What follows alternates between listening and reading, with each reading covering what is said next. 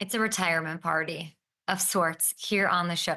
Bittersweet, kind of. Like I don't want to live in an NFL where my guests on today's program aren't sacking quarterbacks, protecting quarterbacks, and everything in between, on and off of the field. Two icons, honestly, in the lore of my NFL fanhood and so many of you others. So you have questions for Brandon Graham, Super Bowl champ times two.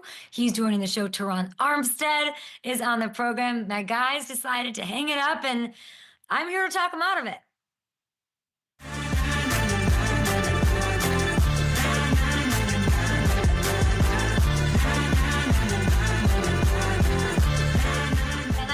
Can I talk Terron Armstead and Brandon Graham out of retiring? Are they happy with this idea of not playing in the NFL? And also, as I always say, Hamilton, death, taxes, and there's no such thing as retirement anymore.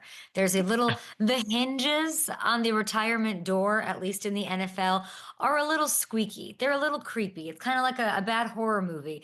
Those kind of sounds coming from that weak door that somehow manages to swing open time or time again when a meaningful playoff run is in the works.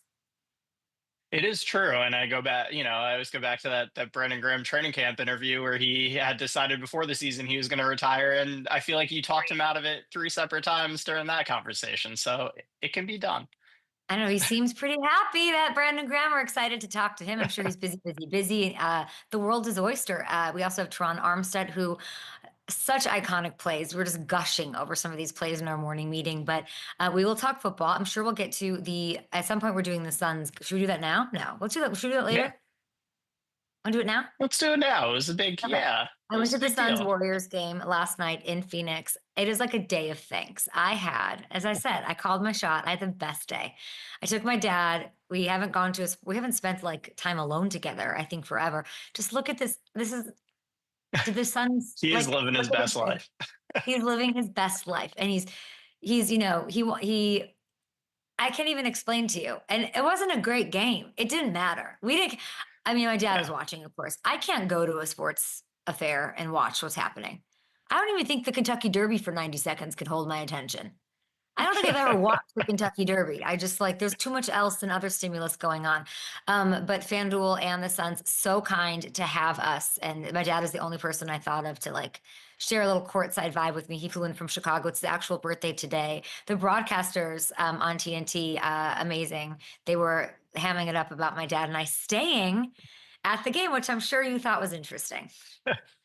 It was. There have been, I'm not going to name specifics, but there have been many a great sporting event that have come down to the wire that you haven't stayed at. So staying at an NBA game during a 40-point blowout, NBA regular season game during a 40-point Yeah. blowout is something I never expected to see. I famously, and he's on the show and he's probably listening, I famously left. Where was that Super Bowl 28-3? Atlanta? Uh, that was in Houston. Houston. I left that Super Bowl early and I'll leave now. Somebody cut the cord. I left. I'm not someone who likes to linger and stay around, but of course, I was with my dad. The Suns were treated us like it was a perfect night by all standards. We went to this place called the Raw Raw Room. We'll get into it. Please follow my socials. Please, big thanks to Nicole with the Suns, to everyone with the Suns. Devin Booker like dapped my dad up. It was like the sweetest thing in the entire world. We had an absolute ball. And did we get our first basket shooter wrong? Yes, and it was still fun and fabulous. And we did that responsibly with the number one sports book in the world. FanDuel. We're going to get into some football here. The Bears start their offseason program on Monday from Chicago, headed to Chicago today. There's a lot of buzz coming out of my hometown already about the Dynamo, Ben Johnson, the new regime, all pro corner who is honest and forthright and outspoken. Jalen Johnson asked about his level of excitement about the new direction. I've been through it too many times, man. I'm gonna get excited when we win in November and December, and we change some things and get to the playoffs. That's when I'll be excited. The talk, the hype, and all that. I mean, hype don't win you no games. So I mean, I've been here a minute. I've been through the hype, and we don't win no games. So I mean, for me, if it's not about winning, quite honestly, I don't really care about it. I'm a big Jalen Johnson fan. I think he's a good barometer. I always like look and sift through all the BS to see what he's saying. I couldn't love that more. That's how you answer that stupid question. And not to say it's wrong to be optimistic, you know, positivity, confidence. That was great, to hear from Caleb yesterday, but it is time to go. They've done all the right things on paper. They've got the mastermind head coach. Who has to show that he can be a head coach, but we all believe in him. We're going to support him. They fixed the O-line. No real holes on the roster. They have their number 1 overall pick at quarterback headed into year 2. There's certain teams I'll preach patience with, but we should right now have high expectations for the Bears. I'm not going to downplay this and say no. And there is a bit of it seems like there's a sense of urgency among the players after listening to what they have to say yesterday. And obviously not going to be easy. The other 3 teams in the division all made the playoffs, but there can't be any more excuses. If you're looking at FanDuel Sportsbook, Commanders, Vikings, Broncos, projected to win fewer than 6 games at this point a year ago. I think this team has the ability to be this year's version of those squads, but we got to put it together and make it happen. We also have the Masters going on. We're going to take a break here, get Brandon Graham on. I bet Brandon Graham's doing lots of golfing these days. Maybe, what do retired folk do? I can't wait to dig into, obviously he's not retiring. He's got he could literally do anything he wants. Join Howie, join Jeffrey, join Jason Kelsey, there's a lot of places for Brandon Graham to go, but the Masters is tomorrow.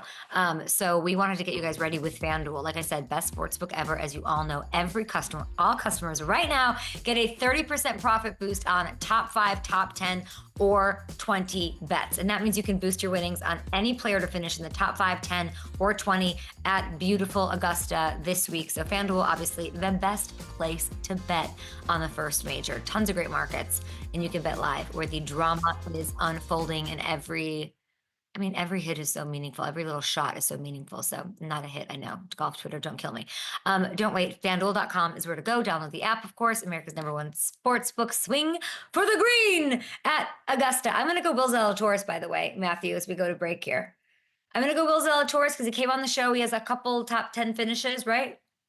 3? Yeah, he's finished in the top 10 every single year that he's been at the Masters and finished the tournament. So I like that pick. He likes those peach ice cream sandwiches too, and he's currently plus 290 to do it again. Will Zalatoris, we are for you. You're a friend of the show. And if you use the boost that we're talking about, it pushes it up over to plus 370. So yes, please, on Will Zalatoris to top 10 at Augusta at the Masters. I think I did that right. Short break here. Terron Armstead on the show. 2-time Super Bowl champion Brandon Graham. Are we taking up crocheting? Are we, we got, what are retirement hobbies? I don't want to live in a world. I'm just going to try to get him to not retire. I know. He has too much energy and positive energy still to be retired. Yeah, I gotta be honest. And I'm not calling anyone a liar. I just don't really believe it. Yeah. Or at least knitting. Coaching or something. He's knitting. got, yeah. There you Gardening is a good one. go. Joining a book club. You tell me Terron Armstead and BG are going to be bird watching? I don't think so. He is a bird. He's the bird that kills everybody else in the NFL. He's not doing some bird watching with a book and some bifocals. Absolutely not. He's writing books though. So I had to get into that with him. Brandon is a guest on our show that we in the morning meeting spent 45 minutes on, and we have too many questions. It's hard, off season, what's going on? It's too many. We have too many questions. Yeah. And he was just on with Jason Kelsey and Travis Kelsey, and they unfortunately dropped that right now. So we didn't really get to listen to it. We did our best, but I can't wait to give that a listen to. Guys, take a listen to New Heights with Brandon Graham. Do we have a minute? Oh, I have my Devin Booker bobblehead. At least yeah. Oh, let's see it. I don't understand. Why is he laying down? Is that a thing he does? I was about to say, yeah. Why is he laying down? Isn't that kind of interesting? Weird? Yeah. Why? And it doesn't really bobble. Oh, it does. Yeah. But why is he laying down? Is that?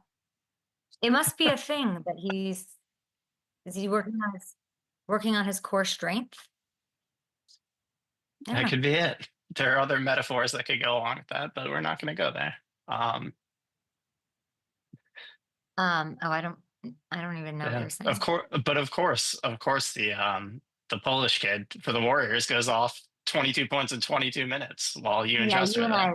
you and I really messed that up, kid. Yeah, We did. We messed that up. We should have known. We should have known he'd go off. yeah, Jordan Poole, 2022. yeah. And there were a lot of takes out there about that with you and Chester in attendance, Mm, flying We had a around. good time.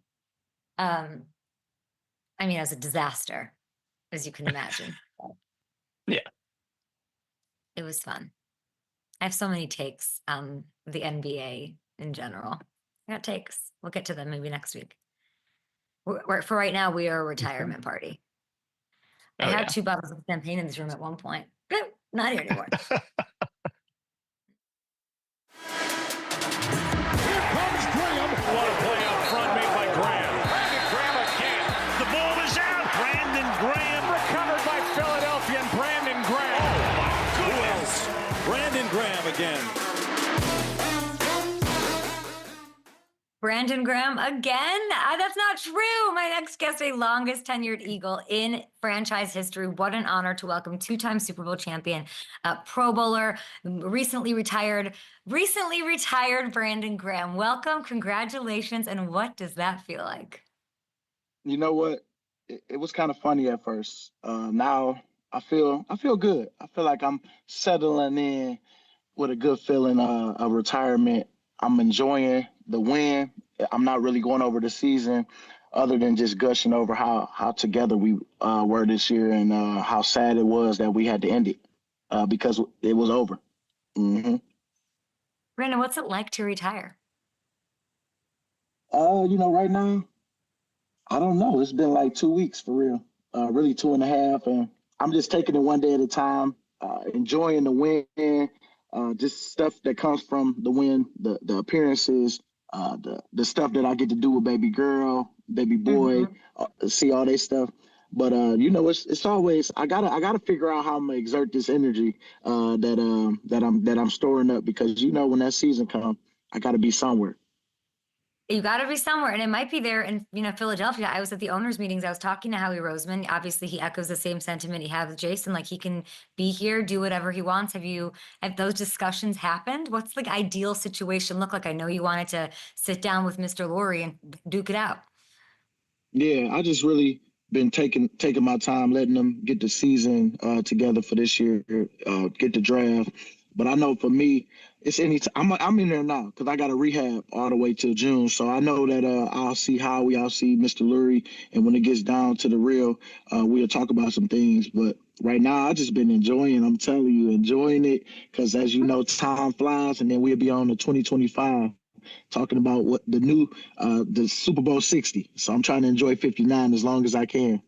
Yeah, and you said, and I like that when right after you won the Super Bowl, the retirement questions came flying at that night, and you said, I really liked that. I listened to it this morning again. That you were just like, you knew what you were going to do. You knew it was happening. You just wanted to, and I really think you just wanted to enjoy it, and you're still enjoying it, Yep. and you deserve that after everything you've done. I bet you're being reflective though over these past couple of weeks, even the past season, going through the injury. If you had to choose one game, Brandon, one play, even a moment from your amazing career that sort of meant the most to you, what's the moment? Well, it's that Tom Brady moment because that changed my whole career as far as my trajectory of where I was in my career, and then it just took off after that. I blocked a lot of people. I forgave Philly for all the stuff they gave me in the beginning for not being Earl Thomas, but then we all won that Super Bowl together and the way it happened. And then after that, every year it just got better and better as I continue to just enjoy those moments and be a leader the best way I knew how to be and bring the energy and actually perform because you got to play when you in this league. 15 years don't happen by accidents. I'm thankful for Howie and them believing in me for all these years, and I gotta thank God for sure because that prayer was answered. Just being like something like Ray Lewis, that was a guy that I looked up to. Played one team the same way as he did, not 18 or 17 like he did, but 15 was good enough for me when I only wanted 10. But it was I'm feeling really good right now. And we love that. We love that sack. You really think that you won the Eagles over or something? That was like a turning point in how you were viewed? I think so. I really do. I really felt like my personality was always, me, but it was Mhm. more like it's all about performance, as you know, in Philly, and it's not easy playing in Philly. You gotta have thick skin because it's a week to week league, as you know, and they let you know. They give you the real on how you're doing, and at the Mhm. time, I felt like I could be better. I just wasn't getting there because I had tore my knee in the beginning, and then I had to come back from that. Then I had to grind. I had to grind. I had Chip Kelly first time running the 3-4 defense. That was my first time as an outside linebacker. It happened to drop in the pass coverage and stuff like that. So it was cool. It worked out. But when Doug came, that's when it really took off for me because Jim Swartz, him being the coordinator, it was my game, and it was back to me being able to be me, and I took off from there. Yeah. I mean, you were an all-pro, I think, before that year. But I love Hmm. that that's what Yeah, this. Yeah. but that's when it really just took off, where it just got better and better, even up to this point. When I got hurt, I was like, man, playing a big game against the Rams and all this stuff. Every year it just gotten better when people counted me out, and so I always carried that chip every year, just with that. And I forget people. It's just more about like just use it as motivation, and making Yeah. sure that I go out there and let them boys know, like, yeah, old man, yeah, okay, we'll show you. I'll show you, old man. You know what I'm I'll saying? show, yeah, I'll show you, old man. I love that. Yeah, I do know what you're saying. Uh-huh. And everyone I think would point, and you are too, to the Brady strip sack. I was wondering if you could do me the honor of walking me through what I think is one of my favorite things. And it's your first and your only touchdown. You mentioned the Rams. Yeah. Take me to 2017 and this hook and ladder the Rams tried to do. Well, I got off the bomb. I knew it was a screen because the lineman went up the field right away, and so I just turned, went out, and man, Nigel Bradham knocked that ball, tipped the ball up for me. I grabbed it. Next thing you know, I just seen the end zone. I remember getting, in that play, I remember getting a lot of people hitting me up saying, the point spread, man, was 9, and if you didn't score that touchdown, we would have won our whatever parlay at the time. And so, but I was ecstatic because I just was talking about how I don't have a touchdown, and then that came that year. It took you 8 years. It took you 109 games. You got in the end zone. And by the way, it didn't look like you were trying to make tackles out there. It looked like you were hunting for one. You were like, I'm getting a touchdown today. I love that. Trying to You were find out thinking where that about it ball, from the snap. they got to lateral it. They got to throw it back. So it's like you just be in the way of it, and hopefully you catch it and take it to the house. Yeah. How retired are you? I'm I'm 90% retired. I I'm 90%. I I'm love on that. That's I'm my on favorite answer. God, you have given me such gold over the years, and that is the best answer. You're 90%. Okay, let's break it down. The 90%. 90 I get, baby girl, Yeah. retirement, the torn tricep. All what's the 10? What's the 10? What's the 10? The 10 is how much I want to continue to train the way I'm training. You know what I'm saying? Because I'm trying to look good, and training the way training to train for a game is different, but I haven't really changed that yet. I just want to go out there and speed it up to where I want to look good, make sure that I'm staying fit, and while I'm still rehabbing my arm, and making sure when I do retire, I'm staying in habit of that, because a lot of guys tell me when they leave, you got to make sure you stay in habit of working out, doing what you do, because this is our first time really being off and not really having to train for anything. So I got a new motivation. It's just to look good, because if I'm gonna be on TV and want to talk and have Yeah. my suits on, I got to be looking good. So and I want to be healthy for my kids, like you said, my family. Mhm. And yeah, I got a new motivation now. So that 10% is just in case, but I doubt it, because I try to be a man of my word, and I don't want to have to play up in that back and forth stuff. I'm just going to accept it and just move on and Yeah. get ready for what's next, because I feel like I'm going to make the next thing great. You know what I'm saying? You will definitely do that, but all I Hmm. heard was you're not fully. I know. You're not. I heard the door is not cement, boat lock, master lock shut. I heard you're going to stay in shape, which you're going to stay in shape because in January you might get we got to go face Ooh. Mahomes. You told me you wanted to sack and you didn't get your paws on in the Super Bowl. And I feel like you'd answered that call. Am I right? And you know what? We ain't there yet, but if it happens, we could say you said it first. Who would they send? Let's say it's the Eagles. Who would the Eagles have call you to say, like, we need you? Is it Lane? Is it Howie? Like, who would have the best chance of luring out of whatever you do next?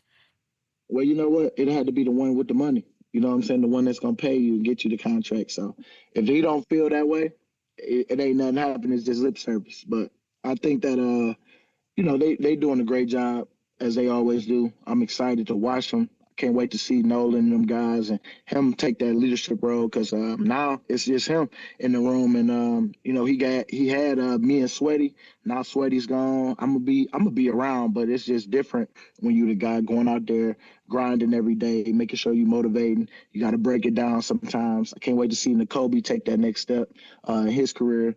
On just like making sure that he go out there and just play the whole year because I know for him he can do it. And I know that's what his mindset is, and can't wait to see him. Can't wait to see them young boys take that next step, Q and Coop. And it's going to be cool because I'm going to be around. But it's their team. They got the torch. And so I want them to make sure that they do their best and, just keep it together. I saw Cooper DeJean at the Suns-Warriors game last night, and he was sitting courtside, but so unassuming. Nobody would know who he is. So humble, so incredible. Loved, I like his energy. And you mentioned Nolan Smith.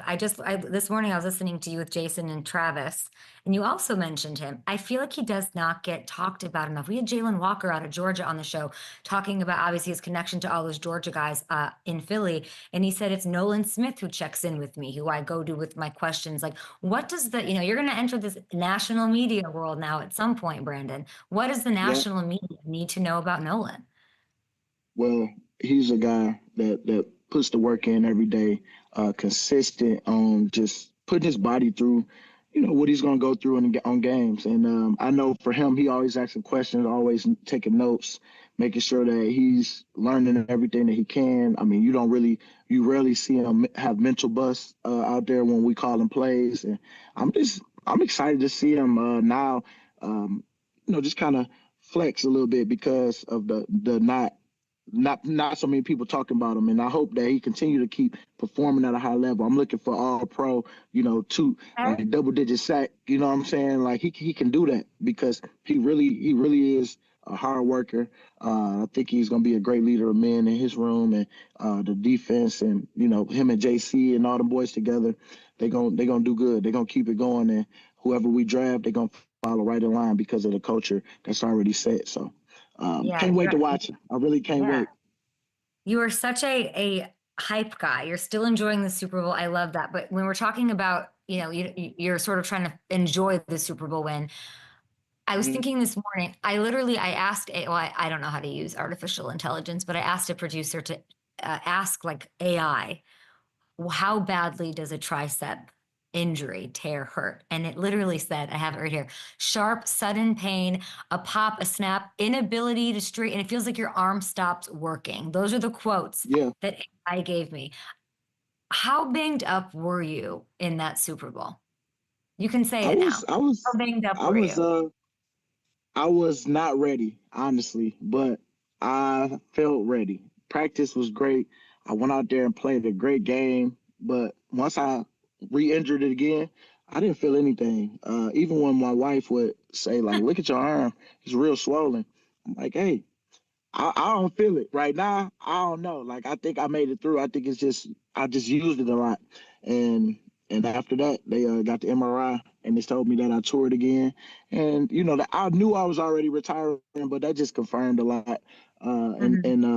I was excited with that. I just wanted to be able to have that uniform on, have those pictures with my family on the field. It was everything that I wanted it to be. So I'm thankful for that. And I got to touch Mahomes, even if it was hawking him down on the tackle. You know what I'm saying? I got to touch him. I got a picture of that. You do have a picture of that, and we don't know what the future holds. I feel like you were so banged up in that game. I heard you say like you didn't even feel it. I just think it talks about your toughness, and I don't think anything would have kept you from playing in that Super Bowl. I think if you had like 9 moments in your rehab that they were like, no, I think you would have played. That's just you. That is you.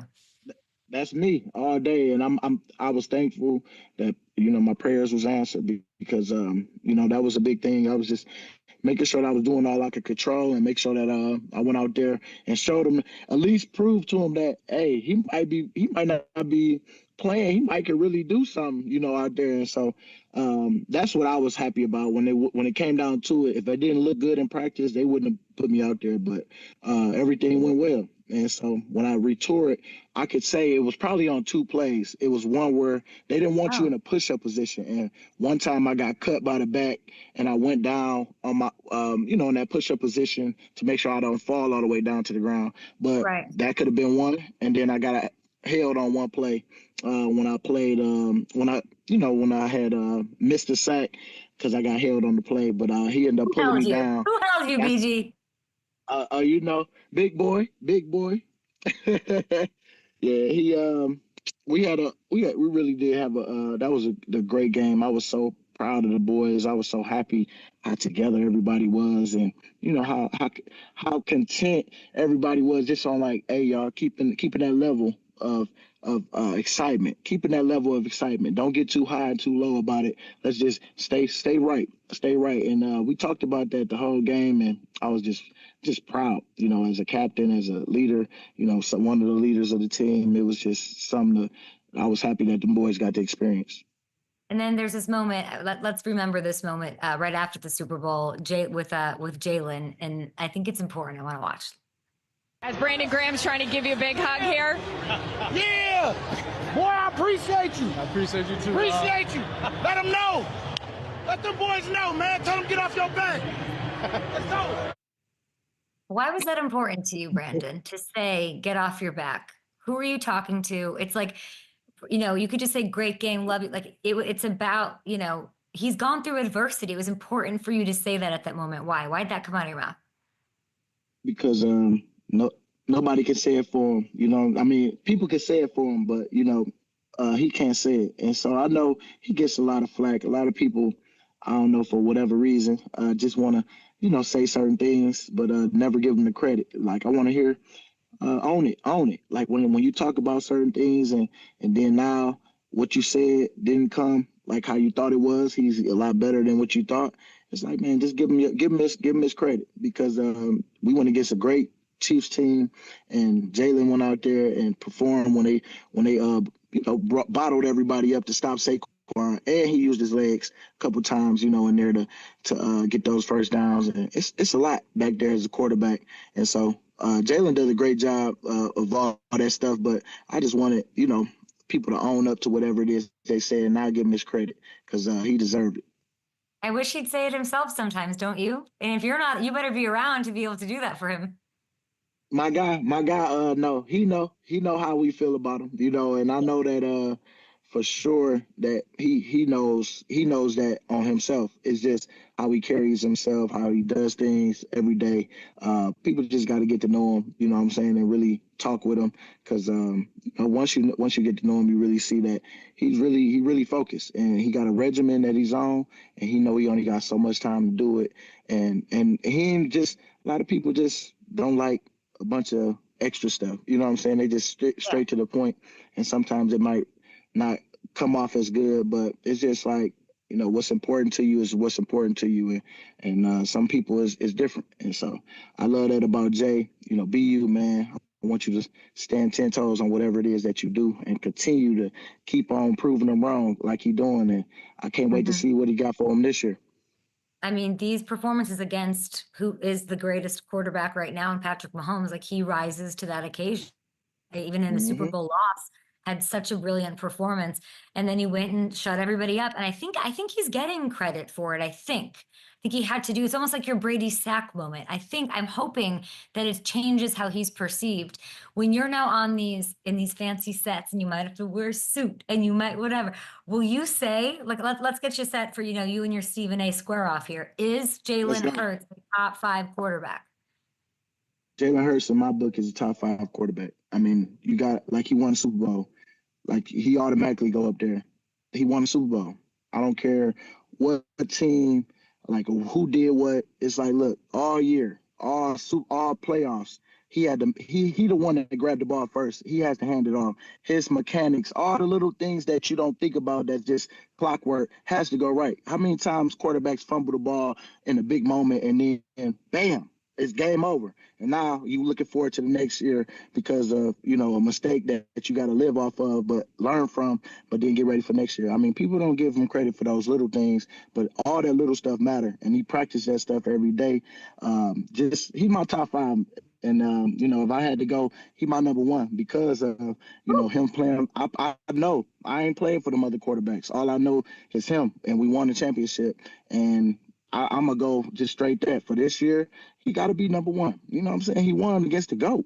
It wasn't like he wasn't there. You know what I'm saying? So it's I feel like a lot of people, everybody got their opinions, but I feel like for us, as a group, he was the one that led us to that promised land. So he got to be number 1 for this year, especially going against Mahomes. I mean, you were immortalized in Philly, and I love that. And it's a good argument to just beat Patrick and to look and make it look so easy. And 34 zip. I mean, I was bored. I got to tell you, PG, I was like, I'm bored of this game. Like, it's a wrap. Let's go. But I learned my lesson. A couple of years ago, 28-3, of course. Like that changed my mind on how things can change. But holy smokes, I was bored. I was bored to tears. I was like, yeah. Yeah, I was laughing. Yeah. We was on the sideline trying to hold it in too, because it's just like we felt good going into this game because we had a great week. We had a great week of practice. The belief in that we was gonna win that game, we knew that because of how just we showed it every day. And when it started happening, I mean, man, that's why we tried to stay low level because they stayed a lot of the Chiefs that year, they was blocking field goals. They was doing a lot of stuff.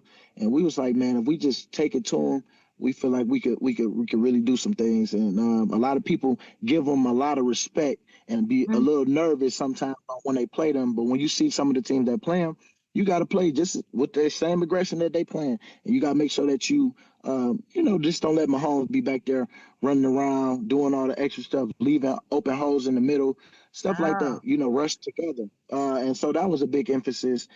Shout out to the coaches, shout out to our team. I mean, it was really well put together. Vic had us ready, and it was a simple game plan, but it was an attitude everybody had to play with. You knew that you didn't know it was gonna be that bad. There's no way. You didn't. You weren't shocked. We knew we was not. Of course, we don't think we gonna get blown out. We just was not worried about the refs. Like that was another thing we talked about. That don't get into that game of man, the refs this, refs that. Hey, let's just work our technique. Let's get ready for this. We can control what we can. Make sure that halftime, we're not watching no halftime shows, all that stuff. Let's stay focused. All that little stuff that goes into the Super Bowl, the distractions, all that. We plan for that. But I think we gave ourselves our best shot because of Coach Sirianni talking about those little things. And then we actually practicing some of that in that, like how long at one practice, we practicing how long the halftime going to be, all that little stuff. That stuff matter. And when we used to it already and we get and we already ran through that flow, it just becomes second nature. And I think we knew we was prepared for that type of game if we all stay focused. And I mean, as you can see, that's what happened. I think that's the value that you add, even with one tricep, like you getting those guys ready and keeping them where they are. And even the younger, what it's like to win. I can't even imagine that confidence that you put in them, that pushed them over. You're also making it sound easy. Literally no one could have executed that simple plan but you guys. No, that. It ain't easy. Trust me, it ain't easy. But like you say, it's having people feel how some weeks where we'll play Brady and then some coaches get nervous and then that his nervousness trickle down to the players and then we'll be arguing and doing all that little stuff when stuff don't go right. We didn't have that, I felt. And I feel like that was all year because even when we was 2-2, it was still consistent on how his messaging was. It wasn't like he had to get real. He didn't yell. He didn't say anything. He just call you out, say his piece, and then we move on. And when you got something like that, I feel like you can build. And we built his trust over the year. I'm talking about Vic Fangio, and I think that over time he started to be funny in his speeches and say some of the lingo that you hear some of the young guys say, just to relate and all that stuff. And it became a family. And I mean, it really does have to be everybody involved. And I think we all were involved, especially because, I mean, of course, you see Saquon type of year he had. I mean, who wouldn't believe that we got a shot? But we had to make sure on defense that we brought our A game too. And I think we all built that family over time, and everybody was just all in. So that's what you want from as a leader. It was easy because I didn't have to make too many choices to help others. Like I already was helping, but I don't have to force somebody. Come on, man, get your. It's like everybody gonna make mistakes. We gonna talk about things, but it's like more about, man, I believe this guy's all in. I believe this guy is. Maybe today he was feeling a little something. We could talk about it, but I mean, I trust him. That trust was earned over the 9 months that we was together, and it showed up big in that last one. I think it's so interesting that it's like a superpower when you are a great player. It's like what makes you so special is that you do unnerve other players. People do get nervous. You are the only human, I think, and that those teams to make both Tom Brady and Patrick Mahomes look less than superhuman. Like you guys did that. You did that personally. I'm serious. I don't think that there's anybody else in history, person or team, to do that. It's crazy because, I give people their respect.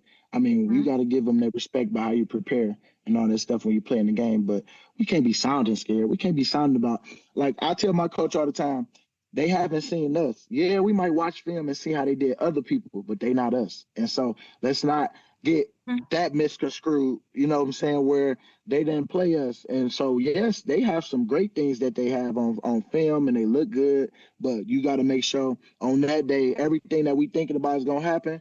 You don't know what's really going to happen. So, yeah, we can plan ahead and have a plan, but let's not plan scared or plan to – this quarterback like to run the ball. He like this and that, but then in the game he want to pass the ball. It's like, look, let's just have a plan for that, but let's do what got us to this point. And when you playing like that, and we doing our stuff because it ain't about them, that's where you cooking. And I think that Nick Sirianni and the coaches, everybody does a great job for that. And it's learned behavior for sure because it wasn't always like that, but.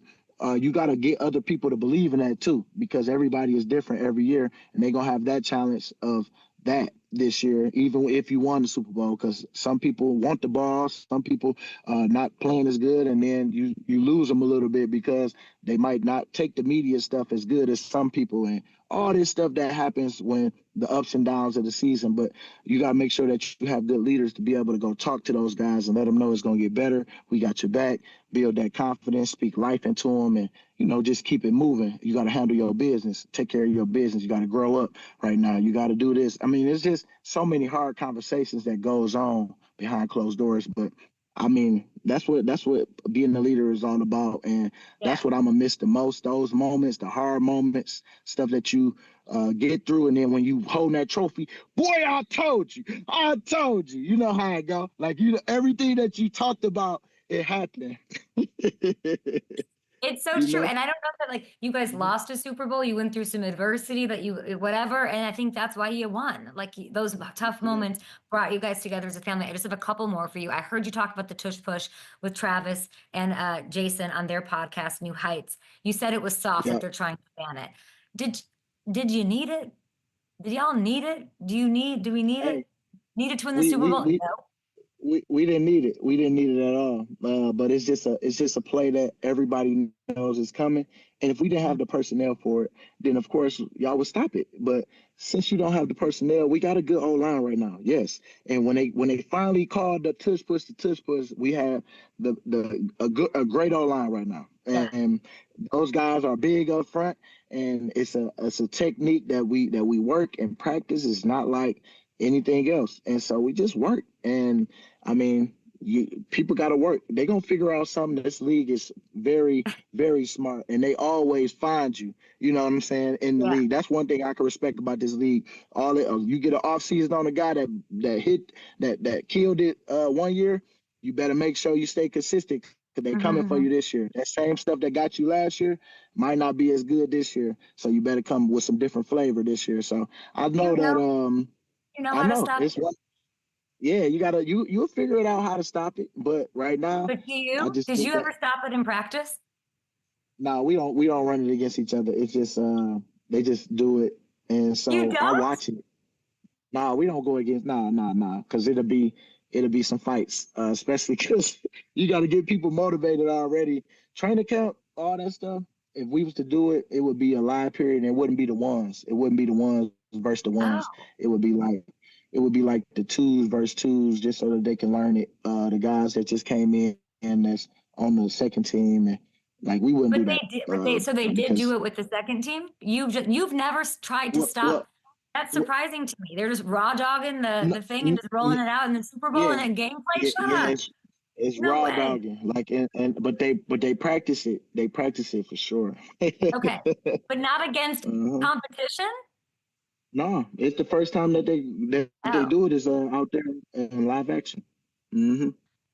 I didn't know that. I want the take I want to hear from an Eagle. I want to hear somebody say, "Ban it. We don't need it. We don't need it." Oh, that's what you want. Yeah, but you ain't gonna get that. We the ones that's benefiting from it. So I wouldn't advise nobody to speak up like that. But speak your heart on however you feel. But at the same time, if another team was doing it, I would be challenged to be like, "Hey man, we're gonna be the one to stop that." Like, you know what I'm saying? Like, that's where my mind going. But that's why I say it's kind of like I wouldn't even think like that. I wouldn't even want to tell nobody that, man, ban that. Nah, if it's something that's really hurting you, yes, I will. I'm all about player safety. I'm all about that. But this is an offensive play. It's an offensive league at the same time. Like, they get so many calls. It's like, come on, this is a play that nobody, I feel, has gotten hurt. I just think it's a big pile up. Everybody want to jump on top when that ain't doing nothing. That's just smashing the pile. But everybody do it the way they do it, and they try to stop it the way they stop it. Let's just find a unique way to try to stop it. I mean, we found a unique way to do it. I mean, somebody going to come up with it. But right now, we just got the personnel for it, too, because it can be stopped. Brandon, last one for you. My two-time Super Bowl champ on his 90% retirement. Congratulations. Do you remember your first playoff sack? My first playoff sack. Let me see. So, first time really going to playoffs. Okay, I was hurt that year. Can we show it to you? First playoff. Yeah, let me see. It had to be. Ooh. I forgot about that one. We lost to that. Yeah, because Sproles came to us that next year. Because Sproles got him in field goal range on the kickoff return, and we ended up losing this game. And they played Seattle. I think this was the year of Seattle. Seattle won it all this year.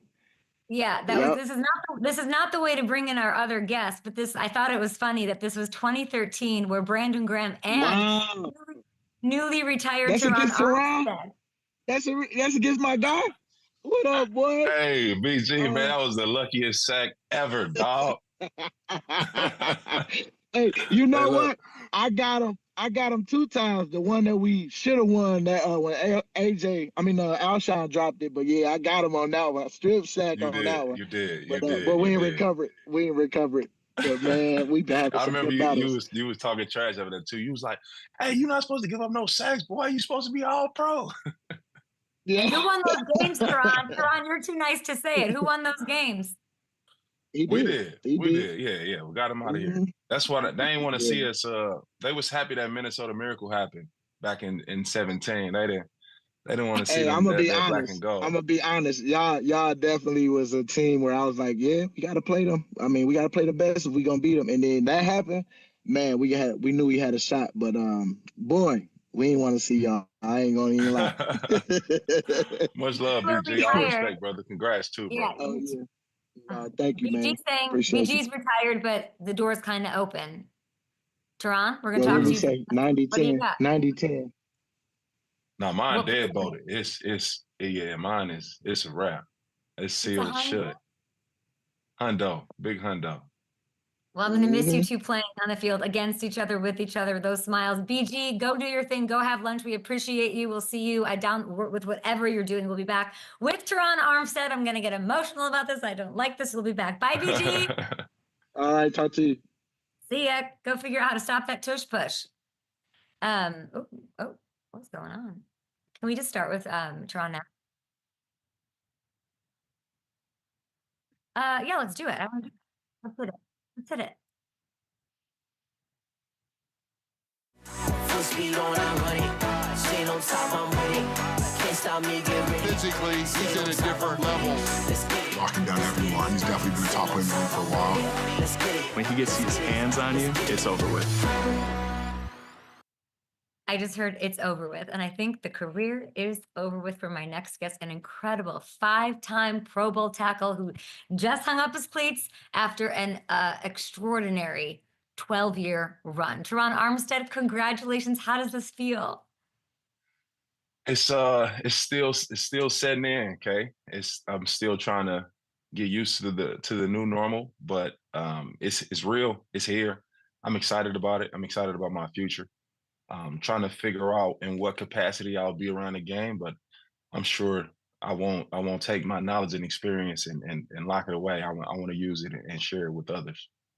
When did you know you were going to retire? I feel like you did it a little later. I thought I maybe survived and you were going to go into year 13. Beginning of April is a little later than people usually hang it up. Yeah, I contemplated. This has been my life for the last 28 years. Every year for the last 28 years, I played football every fall. So it wasn't something I wanted to rush, and I wanted to be sure. That's why I can say 100% that I'm done. I won't be coming back and making any type of splash news, anything like that. I did my process fully. I talked to the people I needed to talk to. I prayed about it, and it was time. You've called yourself the most injured guy in the NFL history. I always get sad when I read that quote. You have 4 different injury designations, 1 week, and still played. I'll never forget that. I would call you the toughest guy in NFL history, not only for playing through that. I mean, you did it at an elite level for over a decade. What are you most proud of? Yeah, that as I look back and reflect on my career, that is something that I am proud of. And I took a lot of flack from the fans, rightfully so, because they felt the uncertainty of is he playing, is he not? In the building, we never had that. We always had that open line of communication. I just dealt with some very serious injuries. And ultimately this one with this year, week 3, Team Doc told me that. He's like, man, you need a knee replacement. Plain and simple. It's not another injection. It's not another surgery. You need a knee replacement. I don't know if you can go out and do this to his knee anymore. And I went home and I didn't feel good after that. It was I'm like, damn, I done did permanent damage to myself playing this game, chasing this dream, and all those things. But I'm already in it. Like we're 3 weeks into the season. We got the entire season ahead of us. I want to get a ring. I can't bail on the guys and just hang it up. You know what I mean? So I made the decision. I'm going to do it. I'm going to go out here and play to the best of my abilities. The days I can run and run fast, good luck to my opponent. The days that I'm hobbling, I'll make sure I find a way to get the job done. So, but I never shared those things ever. Like I never told the media or the fans what I was dealing with because I didn't want any built-in excuses. Because it's not what we do it for. Like you go out there and play. That film doesn't come with a caption or description that Terron Armstead was dealing with a degenerative knee, or it doesn't say those things. You know, the film doesn't lie. So I love the game. I love to compete. I love to find new ways to win, to be innovative, use my technique. I wouldn't change nothing. It is such an interesting, and just you pointing it out, and I've obviously interviewed a lot of players retiring, about to retire, in their process a year after. And I always say 12 years, 13 years, 8 years, whatever. And you saying 28 years is like, yeah, I need to change how I talk about it. Cause it is since you're 3, since you're 4 years old. And it's such a part of your life, and it can be part of your life going forward in a different way. And we'll get to that. You mentioned running, Terron, and so like running fast, like you leave the game, but part of your lore, your legacy, if we could just relive a little and reflect, this is never going to get touched, in my opinion. This 4.7140. Tell me about this. Yeah, slide. Yeah, no, I actually always felt like I could have ran faster this day, 4.5 even. But I was dealing with a little bit of a hamstring at the end of my training. So the last week and a half, we didn't run. So I needed this. I needed this because I needed the attention. I needed the exposure to get more scouts to my film coming from Arkansas Pine Bluff. So this really, I feel like wholeheartedly helped me get drafted where I did. I played in East West Shrine game, played in the Senior Bowl. But when they saw my athleticism, my explosion, that's what got them to go see my film. And that's really all I ask. And it won't get touched. It is so, you were 306 pounds. I looked at that this morning and was like, no, that math doesn't math, but shout out to being the highest drafted player in Arkansas Pine Bluff history off of that and your performance in those big moments. I think somebody will get it one day, Kay. Somebody one day. I just hope that it's somebody that's actually, he's going to have a nice career, you know, be around for a while. You know what I mean? I think one day the evolution of the athlete is. I don't want it touched. Nobody touch it. It's not going to fall. It's going to stand. You're too lovely of a human being. Maybe it will, but it won't be the same. It just won't be the same. We were doing a little film study of you at 5 a.m. this morning. Let's rewind to Christmas night 2020. The Alvin touchdown game. And we decided as a show that this is the greatest performance that I've ever seen by an offensive lineman. These blocks, Terron. Yeah, I was on one this day. It's Christmas, and I was handing out gifts. I was handing out presents. I was in the holiday spirit. And AK, he had those Christmas cleats on that's in the Hall of Fame that he got fined for. Just point that out. But yeah, I don't know. I was playing like a man possessed. Really trying to just will my team. We had going through a little bit of a struggle around this point of the season, and I wanted to finish the season strong, going into the playoffs. So I was just trying to lead by example. I mean, you take a guy out of the screen, like you take him out half the sideline of these plays. Then you're pancaking people. I mean, Kamara is having the time of his life, and what you did impacts their legacy. These iconic moments. You helped Drew Brees set a then NFL record for career passing yards. You helped Raheem Mostert set the Dolphins single-season touchdown record. It's really incredible what you've been able to do. And then the injury part that you don't want to talk about is unbelievable as well. When I'm looking at you as a Saint, what is the one memory? What is the thing? You know, your favorite moment as a Saint? A Christmas game is one of those moments. We had so many, and in a city like that had been through so much, those Sundays mean so much. It's like it's a lot of people have their rituals and traditions and superstitions, and it's just the buy-in is insane. You see. You feel the energy, you feel the love, and you understand the tragedies that the city has been through, and the way that they rebuild, and the way that they rebirth, and the way that they just continue to fight. And our team had the same situations: Minnesota Miracle 2017, No Call 2018, we had a push off 2019. So, and every time we went back up and pretty much the number 1 seed or number 2 seed in the NFC. So. It's just that those traits are built into you because of the city of New Orleans, and it's a part of me, part of who I am for the rest of my life. It's so true. Then you go to Miami, you make an impact there. I saw you there. Memorable stop, I'm sure. I saw you at Honors, and I told you I'd interviewed Tyreek Hill that morning, and he told me he needs to apologize. I need to mend fences after the way he handled the end of the season. Did he fix those relationships? Do you think he sticks in Miami? I believe so. I believe he sticks in Miami, and I'm sure he started that process and have put the work in to earn the trust and rebuild the trust of his teammates, the organization, and the city as well.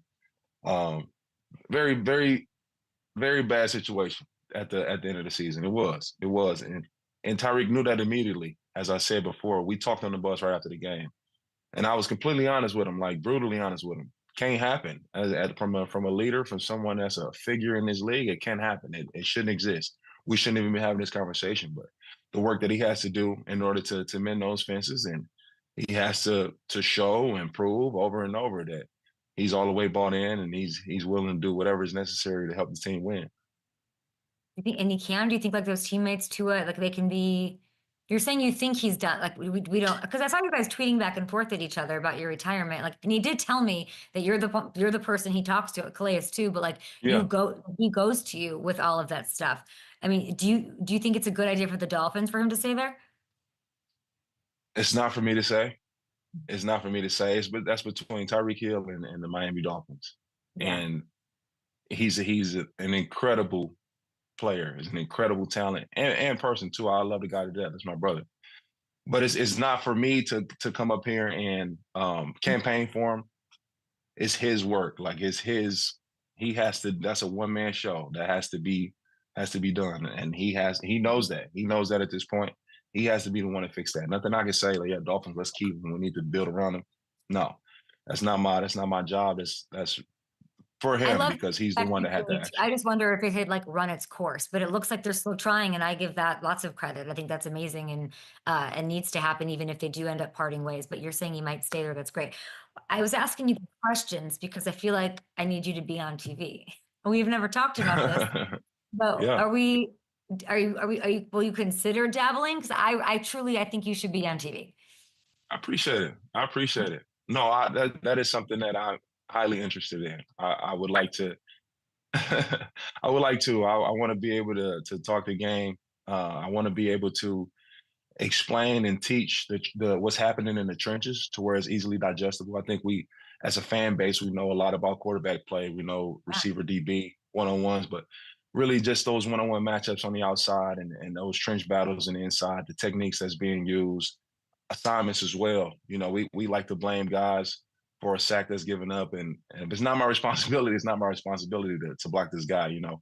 So just to be able to explain those things and educate people on what's going on.